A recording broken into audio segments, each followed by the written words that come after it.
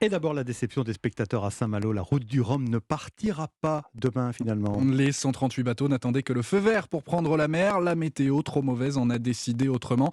Il faudra attendre mardi ou mercredi. Et parmi toutes ces embarcations, il y a une légende sur la ligne de départ, le Pierre Ier, un vieux trimaran qui a gagné la course. C'était en 1990. À sa tête, à l'époque, Florence Artaud, tragiquement disparu il y a 6 ans. Et bien, un de ses amis a choisi d'offrir une seconde jeunesse à ce bateau qu'il a même rebaptisé Martin Lange.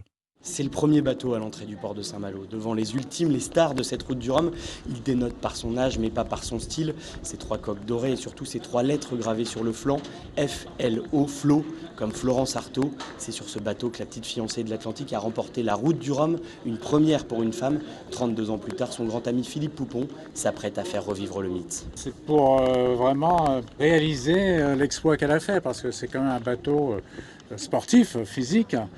C'est un pur sang qui ne demande qu'à s'envoler. Et depuis son exploit en 1990, ce bateau mythique a fait le tour du globe. Florence n'a pas gardé très longtemps. Il a été racheté par un Américain aventurier, Steve Fawcett. Ensuite, il est parti vers Hong Kong, les Philippines. Là, c'est un propriétaire qui l'a acheté pour se faire plaisir.